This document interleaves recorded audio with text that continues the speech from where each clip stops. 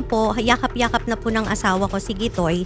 Tapos, ang sabi niya po, sinisigaw niya, tumigil ka na, tumigil ka na. Na-shock na po ako nung pagtingin ko, duguan na po yung asawa ko. Tinawag ko po yung anak kong panganay. Sabi ko, nakpilisan mo, labas ando ng papa. Sinaksak ako. Yung Chief of Police po ng Pasig, PNP, ay nakausap na po natin si Police Colonel Hendrix Mangaldan. And nagsabi naman po siya sa amin na willing po siyang paimbestigahan po ito at siya po mismo ang tututok po dito. Sige po mama, samahan po namin kayo Yes, kay po. Colonel Mangaldan. Mangaldan. Para po, Opo. Chief of Police na po yun ma'am sa Sige Pasig. po. Salamat po ma'am. Kausapin po kayo. Opo. Thank you po. Thank you.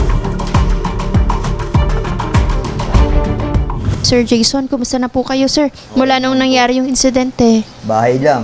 Hindi naman kasi lumalabas ng bahay. Kahit sabihin mo nung bago mangyari yun, laging bahay lang, bahay lang. Sa bahay lang. Bibili lang. Kumusta po yung sugat niya, sir? Okay na po? Okay naman, awa ng Diyos. Di na puruhan. Kahit paano. Yun ang Salamat mabuti. pa rin sa taas. Sa totoo lang po, naiyak mo naman ako. Kasi parang feeling ko rin po ma-anxiety na ako, ma'am. Kasi since Monday na nangyari yun, hanggang ngayon po hindi pa po ako nakakapasok. Pero nagpaalam na naman po ako sa opisina. Bali naka-lawa po ako, leave of absence. Hindi ko lang po alam hanggang kailan ko matatapos. Kasi kahapon po sana gusto ko sanang pumasok. Kasi po panggabi ako. Pero alam niyo po yung parang hangover pa rin, ma'am, na hindi ko kaya. Trauma pa. Opo, ma'am. Parang sabi ko po kasi talaga, total naman nagsakripisyo na ako, ma'am. 1 week, ma'am, kasi kung sino-sinong nilapitan ko. Alam mo po yung feeling na parang pinaikot-ikot kasi kami ng mga pulis, ma'am, eh. Pinaikot-ikot kami dito sa barangay, pinaikot-ikot kami ng mga pulis. Tapos parang feeling ko kahit magpunta ko pa sa station or doon sa PNP, parang feeling ko, ma'am, walang mangyayari, ma'am. Kasi doon pa lang na nandun kami sa Tulpo nung Wednesday, ma'am, na inutusan nila kami na kung may sinong pwedeng kumuha ng police report. Ma'am, na-witness po nila mismo eh. Dahil pinakita namin yung mga chat ng anak ko na ang dami nilang dinadahilan na bakit nung una, bibigyan daw, tatapusin lang yung pagkain. Alam mo yun, ma'am, na parang, Pero after niyo magpatulfo, ma'am? right after naman magpatulpo, ma'am, di pa kami nakaka-uwi, andito na nga po. Pero may mga lumalabas na parang, ano ba to, meron daw binugahan ng usok ng sigarilyo. So, sino po ang binugahan ng usok Nung ng... anak ko po, nung suspect din po. So, etong si Gitoy, binugahan niya ng usok ng Yossi. Ito pong Likuran anak po. niyo. Opo. Ang nangyari po, umupo na po yung anak ko, manonood sana ng sugal kasi lamay nga po. Nagulat na lang daw po siya, may bumaga ng sigarilyo. So, napatingin po siyang ganon. Pagtingin nga po niya si Gitoy, sabi daw sa kanya, sasagot-sagot ka pa? Sige, subukan mo sumagot. Sabing ganon. Siguro po parang medyo nainis siya, pero nung nakita siguro ni Gitoy, parang binuli na niya na, subukan mo sumagot. Parang ganon. Di tumayo daw siya, lumayo siya. Hindi ko naman kita kuya, sabing ganon. Tapos, umalis daw. Ngayon, ito na yung hindi na niya alam kasi nakatayo na siya noon. Bigla na lang daw siyang ginanon-ganon ng kutsilyo. Ngayon, sabi ng mga... Nararamdam sa kanya yung ano. O, naramdaman niya. Hindi, nararamdam nga sa kanya yung Ginaganon-ganon yung dulo ng Swiss knife. Ngayon, nagulat daw siya. Tapos sabi ng mga kasamahan, ng mga Mga tao paligid daw doon. John, Cedric, naku, baka... yung pa ang sabi, gusto mo magsumbong ka pa sa papa mo, saksakin kita eh. Sabing ganon. Sabi niya sa akin pa, kausapin mo nga si Chong kasi tawag ko din. Kasi kilala ko talaga siya, matagal na. Sabi ko, Pero bakit? dati, sir, wala naman kayong iringan ni Wala, Chong wala, or ni wala. Sir, okay kayo. Sa namin noon, Wala, may nawala eh. wala. Okay, ngayon, kinompronta niyo siya, sir, no? Nung sabi ko, bakit? Ano bang ginawa sa inyo? Sinabi nga sa akin ng bata yung ginawa sa kanya. Sabi ko, loko yun ah. Ginawa ko. Siyempre, bilang tatay, Oo. labas ako. Nilapitan ko, sabi ko, Chong, ba't naman ganun? Tinanong ko siya, Chong, ba't naman ganun? Ba't naman pati yung anak ko? Sabi ko. Ang sagot niya sa akin, salbahe yung anak mo. Sabi ko, paano salbahe? Sabi niya sa akin, sinipa ako ng anak ko. Sabi ko, kailan? Kasi kung sinipa ka, dapat, hindi ba alam yung bahay ko para puntahan ako na isumbong mo sa akin para ako mastigo. Hindi yung para ganun mo yung bata, di ba? Sabi ko, dinidiskusyon na kami dalawa doon sa kalsada. Hanggang sa inakbayan ko siya, nasa video na inakbayan ko siya kasi niyaya ko siya sa barangay na liga sumama ka sa akin. Nung pag-akbay ko sa kanya, nagpupiglas siya. Sabi, pagpiglas niya sa akin, yun na.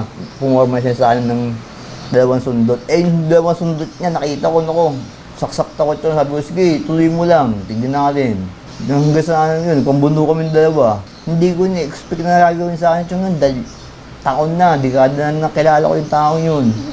Ewan ko ba kung ba't nagawa sa akin yun. Totoo lang ang pagdiman to, pero sa akin, wala sa akin ang pagkakamali, nasa kanya. Napakasimple yung tanong ko para sagutin niya ako ng saksak.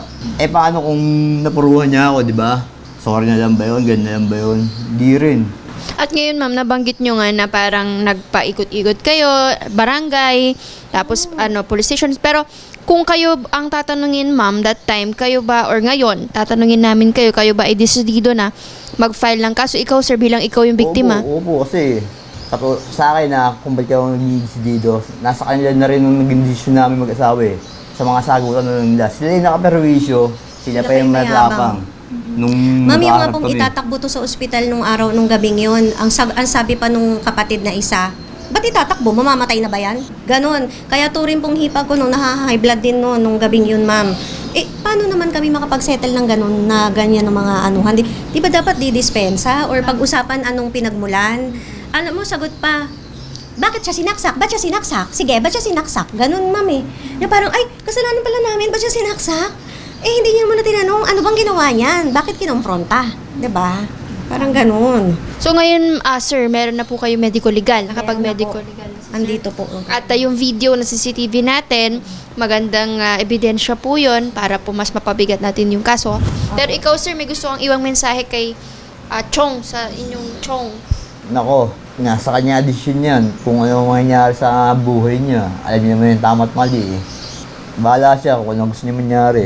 Ako kay Kuya Gitoy, ang sa akin lang, sana makipag-usap ka na ikaw na hindi ko sure kung may nagsusulsol o kung may nagbubuyo man sa'yo. Pero ikaw, sa tingin mo, kung anong dapat mong gawin, matanda ka na rin naman.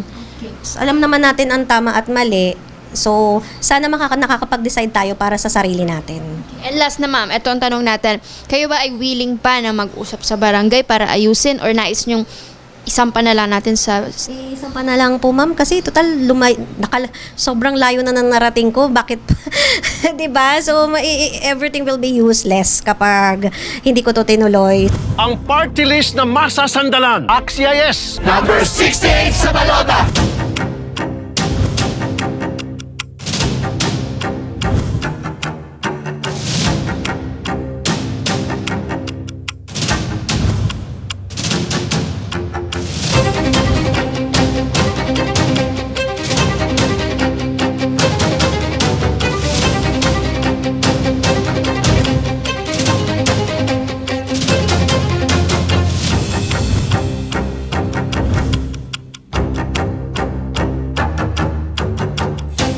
Magandang hapon po, sir. Magandang hapon po, ma'am.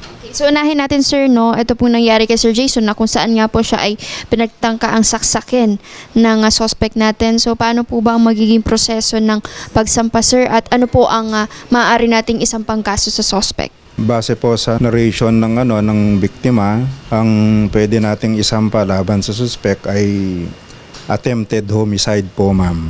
Ngayon, ang proseso po niyan, ma'am, nakunan ko na siya ng statement, tapos i-comply niya na lang po yung mga sinabi ko sa kanya tulad ng certification galing sa barangay para dun sa CCTV footage na kung saan na-capture yung insidente. Pangalawa, invite niya si IT kung sino yung nag-transfer ng CCTV footage sa USB para makunan rin ng affidavit. At kumuha rin sila ng resulta ng medico-legal para sa attachment pag-file sa prosecutor's office later on. Okay. So, meron naman ng medical legal si sir, no? Tapos yung witness, ito naman yung witness naman natin, ma'am. Sabi ko nga kanina, nasa kanya kung papayag siya o hindi. Ito ay para lang mas mapabigat natin. Tama po, sir, no? Yung kaso or kumbaga, mas makahon natin yung suspect. Pero you have the video sa CCTV certification, makomply natin yun. Then we're ready to file. Pero, we would like also to ask, sir, bakit pasok siya sa attempted homicide para alam ng mga netizen natin? Tulad po ng salaysay ni complainant natin, siya ay sinaksak sa kanyang dibdib, kaya na-consider natin na attempted homicide yung pwedeng ikaso sa suspect. So yun lamang po, no. Again, antayin na lang natin yung certification from barangay and then we're ready to file. Lastly sir, any message natin sir sa ating mga ganito na nabibiktima and may mga lumalabas din kasi na minsan hindi na-accommodate kaagad. Anong best way natin to do sir para po ma-address natin or mahuli kaagad itong suspect? Sa mga kababayan ko, pag mga ganitong pangyayari, isumbong nyo kaagad sa amin o sa mga pulis para maasistehan kayo at mahuli kung sino man yung responsable sa krimen. Kaya ang aming istasyon ay may mga contact numbers yan para sa inyo, para just in case na magkaroon ng mga insidenteng ganito ay pwede nyo kaming matawagan kagad at makapag-responde sa inyo. Kayo naman, ma'am, ay decidido na to file. So, antay na lang natin makomply lahat and sasabahan tayo later on, sir, para maisampa na po natin yung kaso. Again, sir, maraming salamat po. Police Senior Master Sergeant Pakiran. Maraming salamat po. Thank you, sir. Thank you po rin po, ma'am.